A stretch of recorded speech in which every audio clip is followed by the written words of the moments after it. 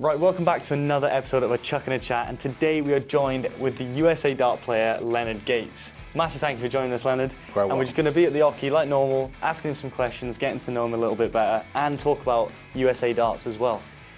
So I think the first question, when did you start playing darts? The first one, and yours want to get out of the way. I started playing in 1994. I don't think some of you guys were probably even born yet. I was not. But yeah, 1994, started off in a pub, y'all call it. We call it a bar, club, and it just blew up from there. What is the difference? Obviously, being an American player, I'm sure you've played soft tip. What would you say is the main difference between soft tip and steel tip? I would say the main difference is the concentration level. Soft tip is more of a relax, have fun, jollies, flollies, and all of that. But steel tip, it's more focused, staying steady and persistent, and you have to concentrate a little bit more to hit a smaller target. Oh, so that's that's interesting, because that probably wasn't the answer I was going to be expecting, obviously. But yeah, no, it's really good. Yeah, that's probably the first I've heard that concentration level's a bit different. Yeah. This might sound like a ridiculous question, but do you prefer soft tip over steel tip, or is it for you just? Lately, it's been steel tip over soft tip, but I know I can compete and do well at both. Yeah. So I enjoy both, but steel tip, I love the seriousness of it. The competition level is definitely high. You know, you just can't come from soft tip and start playing this game and expect to be real good at it, especially with guys that's played it already. So, you know, to be able to do both is a plus for me. To move on next, can you tell us a little bit about the CDC, sort of what your experience is with that? I think the CDC is, I think I've been playing it since it started. It's been growing and has grown to be something big in the U.S. states. The guys, the players, everybody that's participated in it, the competition has gotten better. The accolades of winning and playing in the CDC is definitely rewarded the players with great accomplishments, more opportunities to come over here and play against the guys in England. And we just put on a great show over there for the CDC right now. What's the quality of player like over there? Quality of player over there at the moment like? The quality of players, I would have to say, they're getting to the point where everybody can come and participate over here and play against these guys. You know, probably not fare as well as there, but they're definitely they can come and compete. Yeah. You know, so the quality is real good at this point right now. That's really good. And kind of leading on from that, I know you won the Continental Cup recently. How was that? And can you tell us a little bit about that journey and sort of some of the players you come up against? Just playing in that from compared to the first time that I won it, the competition was definitely at a high level. The players that made it in, they earned their way in. They won and they stayed in the rankings, and it was a wonderful feeling to go and win it again. One of the first players to win two Continental Cups. Oh, wow. Yeah, one of the first players. Who did you beat in the final? Jim Long. I played Jim Long, beat him by one game. He missed a dart and left me an out, and I told myself I got to take it out. If not, he's going to take it out. Yeah, definitely. So going more personal within darts, who is your idol? Like, who is someone that you looked up to when you started playing, or someone that you looked up to when you were a bit starting? I really can't say there's a certain player, but Phil Taylor was a big inspiration, because not from his playing the game, but from the interviews that he did. He did one specific one that said, they asked him, they said, what is it that makes Phil Taylor who he is and able to do what he done, 16-time world champion? He said, dedication and preparation. And right there, it clicked to me. I said, those are the things that you need. You got to be dedicated to play this game. And when you play it, you got to properly prepare. Yeah. And that's what won him 16 titles. Yeah. You know? Yeah, that's good. Yeah, I mean, he's obviously going to be a lot of people's idols. He was my idol growing up. And that's funny. It's a different age group as well. It's like, it's crazy that, yeah. How did you go about that then, sort of taking that advice on board? What did you kind of put into your routine when it came to playing darts? Well, first and foremost, when I go to a tournament or I go to play darts, that's where the dedication comes in. When I play soft tip, when I first started playing, I played on the league team Monday through Sunday and blind draws after I played league for 3 years in a row, non-stop.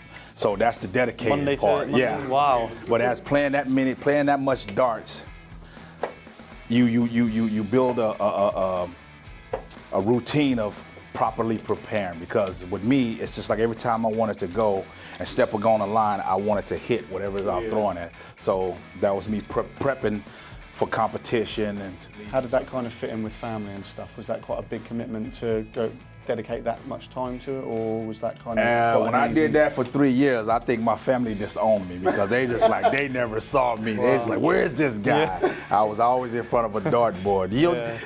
You don't want to do this or this? Nah, y'all go ahead and do it. I stayed in front of the board. Wow. I mean, it's worked out, isn't it? Yeah, it's definitely a sacrifice, and I guess people wondering how I got good like that. It's that's the part that they don't know. They don't see it. Yeah. Instead of me hanging out with the buddies, going to parties, I didn't do all of that. I just stayed in front of a dartboard, went to work, and just things like that. That's amazing. Yeah. I mean, going even further away from darts now, we heard a little story that you played minor league baseball. Yes, yeah, definitely played minor league baseball. Signed in '95 with the Phillies, and was in the farm system there, Clearwater, Florida. Then played over in the Atlantic League, which is some other leagues up north in the United States. And man, it's just, baseball was my love. It's my love. That's all I was, you know. Darts was one of the things that's like, okay, if I'm not playing baseball, I was playing darts. Wow. Were you good at baseball? Oh yeah. I was okay. Was you more of a batter? Or? Yeah. I was a hitter that could hit. They made me a pitcher because I threw the ball from first to third 93 miles an hour. They said, we're going to make him a pitcher. How fast do you throw a dart? Yeah. So, it's one of those things. It's like, even when I was in camp, one of the catching instructors, he saw my name. He called my name, and I was like, okay, I don't know this guy. And he said, yeah, you don't know me. He said, but we have in our reports that you can rake the ball. I said, well, why am I pitching? He just threw his hands up and walked off. Oh, my word. He said, that's the politics of the game. You throw the ball from first to third, 93. Yeah, we got something else for you in mind. Talking about kind of different states as well, does darts vary from state to state across North America, or is it very similar for both soft tip and steel tip? For the organizations that put on tournaments, I have to say it's pretty much the same. But with anything, as far as you have a lot of people that's playing the game, everybody's approach to the game is different. Yeah. Some people are there for the party. Yeah. Some people are there to compete. Those people will be me. I go to compete, along with some other top players that played in the CDC. They go to compete. They're going to have their fun. They're going to socialize. They're going to come right. But when you step on a line against them, those guys are serious. Yeah. They're serious because they want the title, just like they want to be in this position that I'm in right now. Yeah. I mean, just to say, I don't know if they're going to say just to say they've been there, or they're going to really come over and try to do something. Yeah. Me, I'm going to try to come and do something. How do you think it compares sort of from the UK to the US in terms of perception of darts, really, in terms of how you see people play and prepare over here compared to sort of in the US? Is it very similar, or is it quite a... Oh, it's definitely different, because in the US, the Americans know that they have other options. Not saying that the UK doesn't, but over here, darts is like our NASCAR in the States. Yeah. NASCAR, golf is huge. Over in the UK, darts and football is huge. It's the big thing. Yeah. And obviously, we know like the States, obviously, there's a lot of great players. Who would you say is the next future star from America? Answer yourself. Yeah, beside yourself.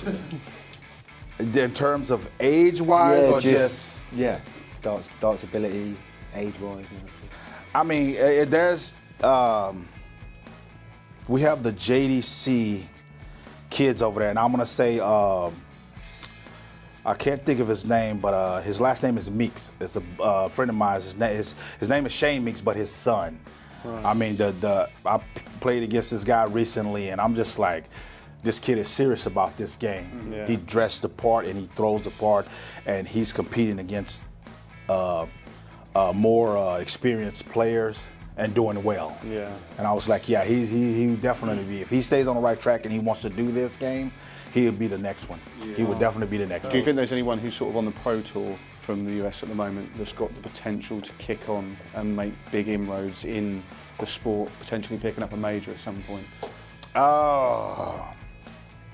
That's tough to say because I try to keep up with the guys, but they staying quiet because when they stay quiet, it's like, okay, well, I don't know what's going on. I can't get a feel for them, you know, and to see what they're doing. But right now we have Lobby and Van Doggen that's on the pro tour, I think. And there's Alex Spellman as well. Yeah, Spellman.